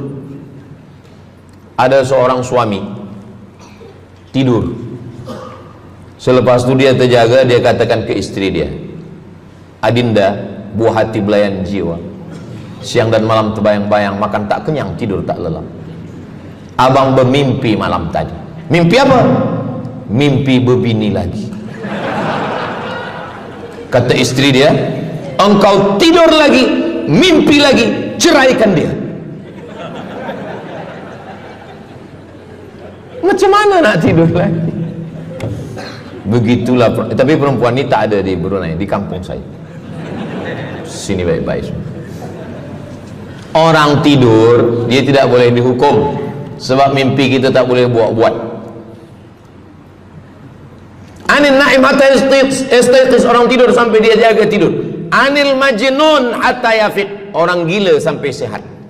Orang gila tak diambil hukum, tak wajib sembahyang, tak wajib puasa. Itu maka kadang isteri kalau ada lelaki tak sembahyang, abang ni gila ke? Kata, aku tergila-gila dengan kamu sayang. Jadi siapa yang wajib? Macam mana dengan orang yang pikun, hilang ingatan? Hilang ingatan bila dari mula zuhur azan sampai waktu asar habis, ingatan dia hilang, maka dia tak wajib sembahyang. Tapi bila dia ingat sekejap, dia wajib lagi. Itu pula masalahnya Ustaz. Laki saya ni hilang ingatan waktu sembahyang je, lepas tu ingat balik. baligh, berakal. Kata orang kalau sudah tua kita mengalami namanya demensia. Manusia demensia, amnesia. Amnesia tak ingat apa-apa, semua lupa. Itu maka kita bila nak pergi ke mana-mana guna helmet, sebab bila kepala ni terantuk lupa. Ada kawan saya, dia hafaz Quran 30 juz, ceramah tazkirah ke mana-mana, bawa kereta jatuh. Kata dia banyak ayat-ayat yang hilang, maka aku kalau sembahyang ayat pendek-pendek. Kata saya, bang, di kampung saya dulu kalau ada radio yang dah tua yang rosak, itu biasa kita pukul mau elok balik. Cuba antukkan sekali lagi, kata saya. Kata dia, aku takut kalau aku antukkan Fatihah ni pula hilang. Maka Islam ini datang menjaga 5. Pertama, menjaga akal. Tak boleh minum khamar, tak boleh guna khamar, narkotik. Menjaga diri, tak boleh bunuh diri. Menjaga kehormatan, tak boleh menghina orang. Menjaga agama, tak boleh membawa aliran sesat, ateis, tak percaya, kekafiran. Menjaga harta, tak boleh ada mencuri, tak boleh ada dusta, tak boleh ada akad bohong, tak boleh ada tipu, tak boleh ada gharar, tak boleh ada zulm, tak boleh ada ghish. Man ghasyana falaysa minna. Siapa yang menipu kami, maka dia bukan golongan kami. Jadi berdasarkan 8 keutamaan ini, kalau ingat 8-8-nya alhamdulillah. Tak ingat 8, ingat 7, ingat 6, ingat 5, ingat 4, ingat 3, ingat 2, ingat 1. Satu pun tak ingat, innalillah. Tapi insyaAllah kita boleh ingat semua. Sebab apa? Sebab tazkirah malam ini direkodkan, nanti boleh ditonton ulang di channel Ustaz Abdul Somad Official. Jangan lupa subscribe, like, share and comment. Jamaah yang dimuliakan Allah Subhanahu Wa Taala, tadi saya mula pukul 8.15, sekarang sudah pukul 8.10. Jadi saya di mana-mana tazkirah memanglah 60 menit, 600 ml, tapi rupanya botolnya kecil. Nah, jadi sebenarnya setengah jam pun cukup. Jadi dari 8 tadi itu semua membagi kita semangat. Kalau ada orang yang mengatakan Islam ini agama yang menyuruh kita tak usahlah berniaga, tak usahlah bertanam kelapa sawit, tak usahlah bertanam kelapa, tak usahlah buka ikan, tak usahlah bertani. Sesungguhnya Islam ini agama yang menyuruh kita berusaha. Masuk masjid, Allah maftah li abwaba rahmatik. Keluar masjid, Allahumma inni as'aluka min fadlik. Kenapa keluar masjid minta rezeki? Sebab peniaga, pedagang, bisnismen dapat duit, duitnya bukan untuk dunia, duitnya untuk akhirat. Jadi kalau ada orang mengatakan kereta tak dibawa mati, siapa kata kereta tak dibawa mati? Kereta boleh dibawa mati. Kereta yang macam mana? Kereta wakaf. Ada kereta 10 wakafkan untuk tahfiz Quran. Masa emak saya meninggal, berpesan dia, nanti kalau aku mati, tolong kuburkan aku di samping makam ayahku. Dari tempat saya, rumah saya ke kampung mak saya jauh, 10 jam naik kereta. Hospital tak nak bagi kereta ambulan. Maka selepas itu saya azam dalam diri saya, nanti kalau ada duit, kita buatkan kereta wakaf ambulan. Siapapun saja yang sakit meninggal, free. Alhamdulillah kami ada yayasan tabung wakaf umat namanya, 2 kereta ambulan sekarang. Siapapun yang sakit free. Naik kereta ni free, syaratnya 2, sakit mati. Alhamdulillah, sesiapa saja datang boleh. Jadi saya rasa sakit hati dalam hati saya itu, saya mesti azamkan, tekadkan ini. Begitu juga dengan tahfiz, guru-guru, cikgu-cikgu, pelajar-pelajar, buatkan kereta. Begitu juga dengan rumah. Apa kata orang? Untuk apa bina rumah elok-elok, rumah besar? Rumah tak dibawa mati. Rumah boleh dibawa mati. Rumah yang mana? Rumah tahfiz Quran. Assalamualaikum. Waalaikumsalam. Ustaz Abdul Somad, betul, saya ada rumah Ustaz, 9 bilik, 2 aras, parking lapang. Rumah siapa? Tak tahu. Ini rumah siapa Tuan? Tuan Haji. Rumah saya. Tuan Haji di mana sekarang? Saya di Surabaya, Ustaz Abdul Somad. Rupanya dia dulu kerja kilang minyak di Riau, Sumatera. Lepas pencen dia balik ke Jawa. Jadi rumah ini saya nak wakafkan. Wakafkan sekarang kami buat rumah tahfiz Quran. Pagi, petang, siang, malam orang hafaz Quran. Ini rumah boleh. Jadi kalau ada orang mengatakan tak usahlah cari harta banyak-banyak, harta tak dibawa mati. Harta dibawa mati dengan syarat diwakafkan, diinfakkan, disedekahkan. Yang paling tinggi zakat wajib. Di bawah zakat wakaf. Wakaf mesti ada 4. Orang yang berwakaf, orang yang menerima wakaf, harta yang diwakafkan, ada ijab dan qabul. Di bawah wakaf infak. Di bawah infak baru sedekah. Kenapa infak lebih tinggi daripada sedekah? Sebab infak adalah harta, sedangkan sedekah tak harta pun sedekah. Senyum itu sedekah. Makanya yang kalau ada box di depan masjid, box di tepi jalan, itu yang tepat ditulis box infak, jangan box sedekah. Sebab kalau box sedekah nanti orang senyum aja. Tabassumika fi wajhi akhika sedekah. Senyummu ke wajah saudaramu adalah sedekah. Tolong untuk dibaca Ustaz.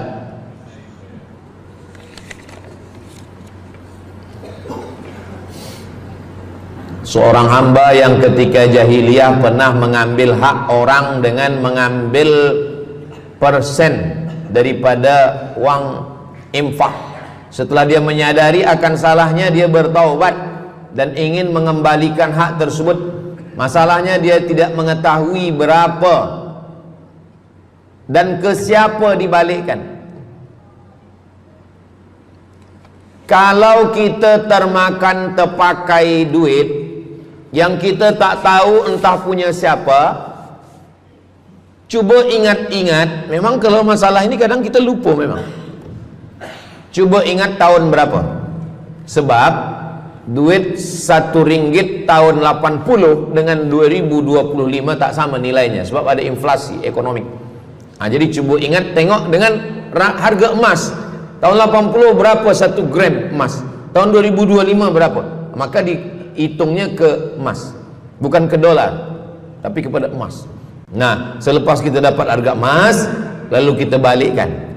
Misalkan tahun 80 100 ringgit itu 3 gram. Maka yang sekarang kita tidak balikkan 100 ringgit, tapi kita balikkan sekarang 2025 dengan 3 gram emas. Berapa harga 3 gram emas? Lepas itu kita balikkan. Kalau kita tak tahu orangnya di mana, anak cucunya, ahli warisnya tak tahu, maka kita serahkan kepada masalih ammah. Masalih ammah artinya kepentingan umum.